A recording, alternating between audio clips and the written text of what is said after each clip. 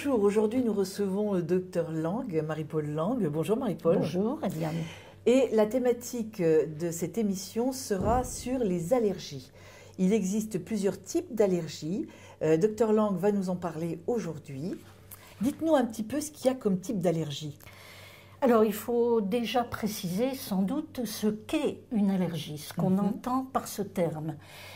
La définition est que c'est une réaction anormale, exagérée, inadaptée et excessive du système immunitaire à la suite d'un contact avec une substance étrangère.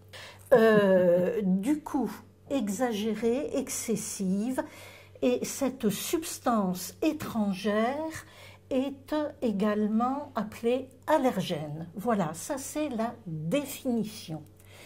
Ces contacts d'une substance étrangère peuvent se faire dans notre organisme avec différents éléments. La peau, ça donne des allergies cutanées. Ce qu'on mange, et ça va frapper la muqueuse digestive. Et pour ce qui est respiratoire, c'est aussi un problème de muqueuse, puisque ça concerne l'œil, la conjonctive, le nez, la gorge, les bronches, donc la muqueuse respiratoire dans son ensemble. Voilà les grands types d'allergies, Eliane. Comment est-ce qu'on peut diagnostiquer une allergie? Quels sont les symptômes d'une allergie?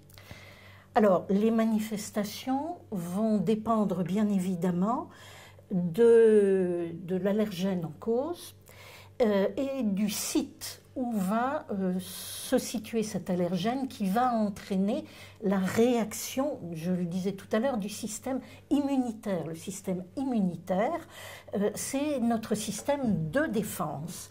Donc l'organisme réagit, fait une réaction antigène, allergène, anticorps, et ça peut donc donner des réactions à différents niveaux. Je parlais de la peau.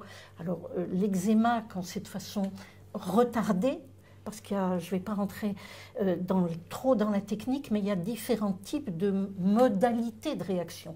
Immédiate, semi-retardée, retardée, voilà. Alors, au niveau de la peau, eczéma ou immédiat, c'est urticaire.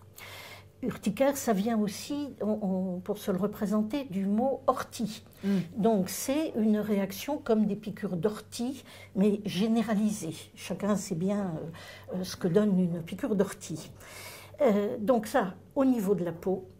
Au niveau digestif, donc ce sont les aliments qui occasionnent ce type de réaction et qui peuvent aussi donner des réactions générales de tout l'organisme, avec aussi urticaire, ce qu'on appelle l'œdème de Quincke, gonflement, gêne respiratoire.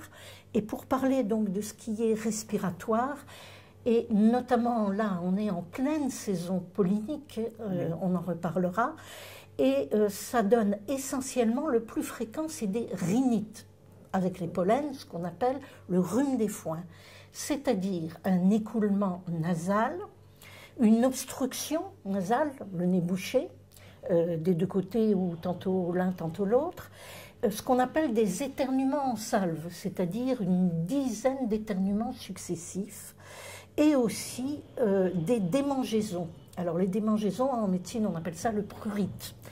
Voilà, donc ça c'est la rhinite, rhume des foins pour les pollens, qui s'accompagne assez souvent d'une conjonctivite. Alors la conjonctivite, c'est aussi les démangeaisons, c'est l'œil rouge et l'œil qui coule, qui larmoie, voilà.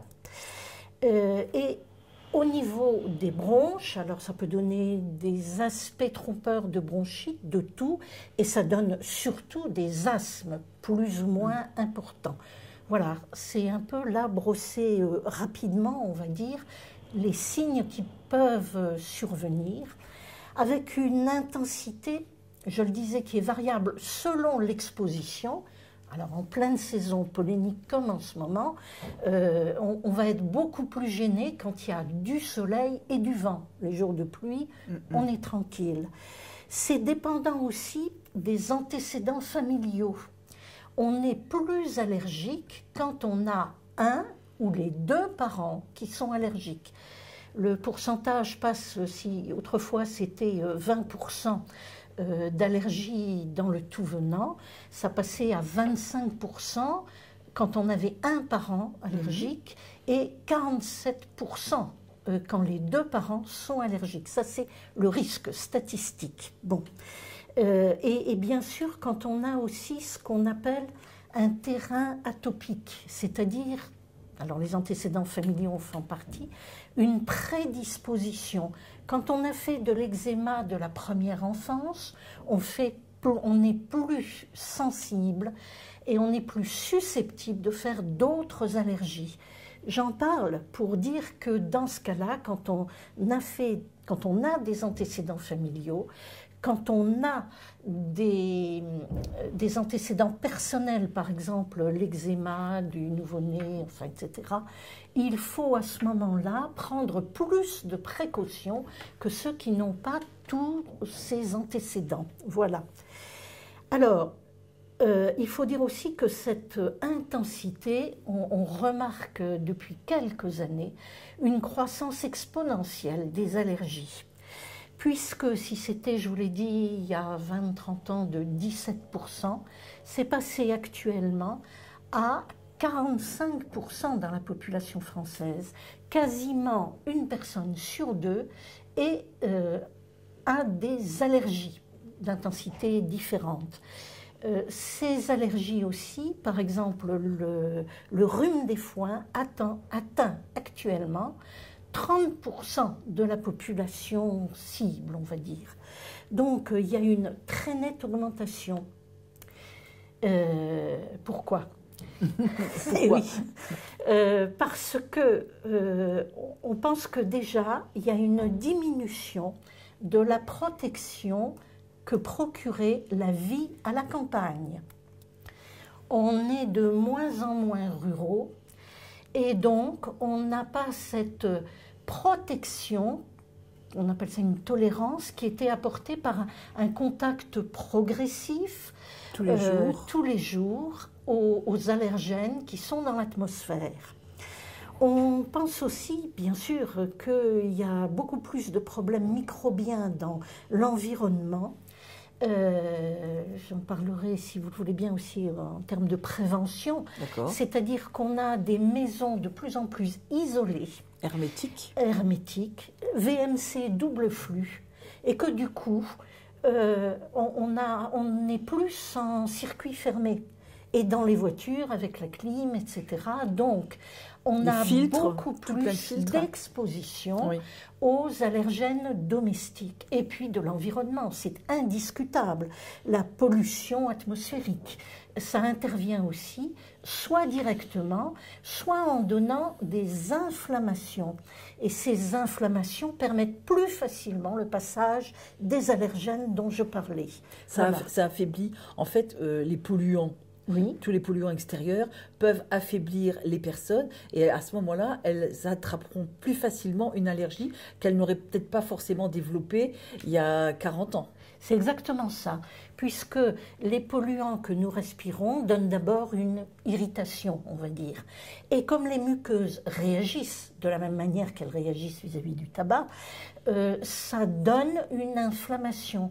Et la muqueuse, alors, je parle là sur le plan respiratoire, mais c'est la même chose au niveau digestif.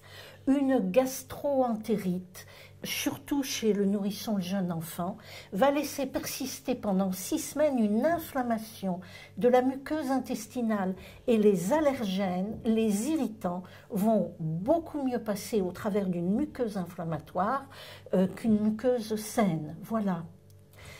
Et puis, j'ajoute qu'il y a un élément, des allergies sont aussi dues à des animaux domestiques. Or, les Français ont de plus en plus, notamment de chats et de chiens, sans parler des nacs, chez eux, à domicile. Et ce sont des allergisants, surtout le chat, très importants.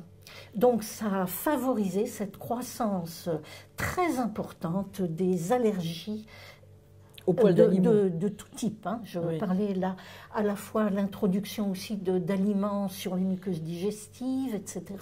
Donc on a de plus en plus d'allergies en France. Et puis, on mange de plus en plus d'aliments plutôt exotiques Tout à qu'on fait. n'avait pas l'habitude de consommer avant. Oui. Donc, c'est vrai que les organismes peuvent, à un moment donné, provoquer une défense immunitaire excessive ou ne pas être défendus justement par cette immunité puisqu'ils ne connaissent pas l'aliment.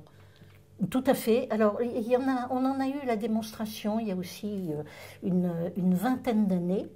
Des gens à qui on traitait des problèmes de hernie discale paralysante par des injections d'un produit qui s'appelle la chymopapaïne. Chymopapaïne, on mettait ça pour réduire l'inflammation aussi et la hernie du disque qui donne une hernie discale entre les vertèbres. Bon. Et des gens ont fait aux injections des réactions allergiques qu'on n'a pas comprises. En cherchant bien, parce que l'allergologie est une science qui fait beaucoup d'enquêtes, on s'est rendu compte que c'était lié à l'absorption de boissons exotiques. Parce que chymopapaïne, à base de papaye, et on buvait de plus en plus de boissons exotiques, comme vous venez de l'évoquer. Donc les gens s'étaient sensibilisés à ces boissons exotiques avec mangue, papaye, etc. Et c'est comme ça qu'ils étaient sensibilisés et devenus allergiques, avec des réactions importantes, puisque une injection sur une hernie discale pendant c'est une intervention, c'était très problématique. Voilà, donc effectivement, ce sont nos modes de vie modernes, le fait de l'ouverture sur l'ensemble du monde et ce qu'il peut apporter, qui est aussi à l'origine de cette croissance. Voilà.